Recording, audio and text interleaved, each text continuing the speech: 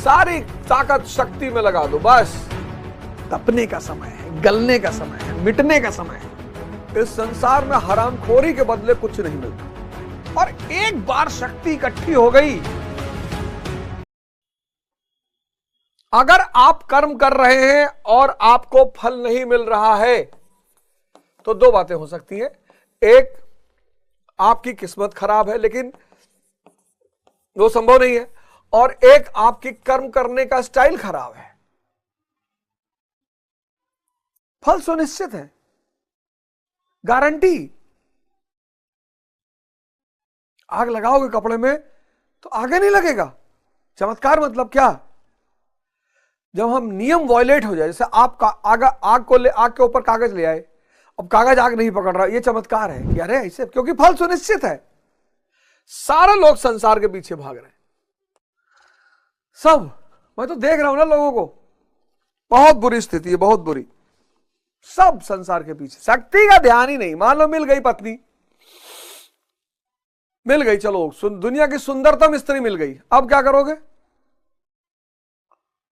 अब तो शक्ति के वजह बिना वो रहेगी ही नहीं। मिल गई मर्सिडीज, चलो मिल गई, खूब पढ़ लिख लिए और पैसा कमाने लगे, और मिल गई स्त्री, दुनिया की सुंदरतम स्त्री मिल गई, लेकिन शक्ति नहीं है, तब और बुरी स्थिति हो जाएगी। चलो मिल गई मर्सिडीज, तेल भराने का पैसा नहीं है, तब और बुरी स्थिति हो जाएगी। चलो मिल गया महल, पोछा लगाते लगाते मर जाओगे, पोछा लगाते लगाते मर जाओगे। चलो मिल गया तोप घर में रखने के लिए, चलाओगे किस पे? यहां श्री कृष्ण से नवीन तथ्य उद्घाटित करते हैं कि आसक्ति रहित कर्म द्वारा अनामय पद प्राप्त होता है। फिर वही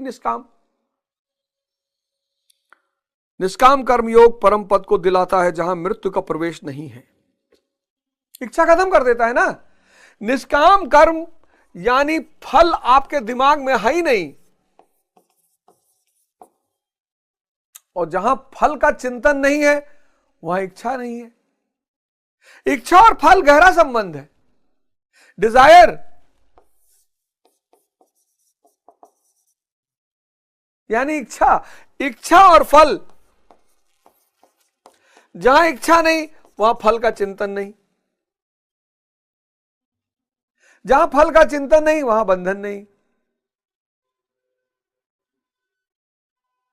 कितना प्यारा सूत्र है। आप में से बहुत सारे लोगों के घरों में गीता रही होगी। आप लोगों में से बहुत सारे लोगों के घरों में गीता रही होगी, पर आपने कभी पढ़ने की कोशिश ही नहीं की। मैं कथावाचक नहीं हूं, कथावाचक तो दूसरी चीज हो गए। इतना बड़ा अमृत आप में से बहुत सारे लोगों के घरों में पड़ा हुआ है, आपने कोशिश ही नहीं की। ध्यान और योग, ध्यान करोगे समझ बढ़ेगी। समझ एक शक्ति है। ध्यान एक बहुत बड़ी शक्ति को पैदा करता है, उसका नाम है समझ।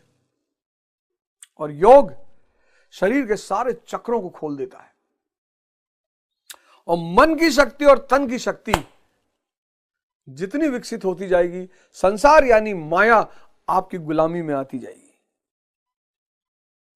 बोलो सद्गुरु भगवान की जय। जय हिंद, जय भारत।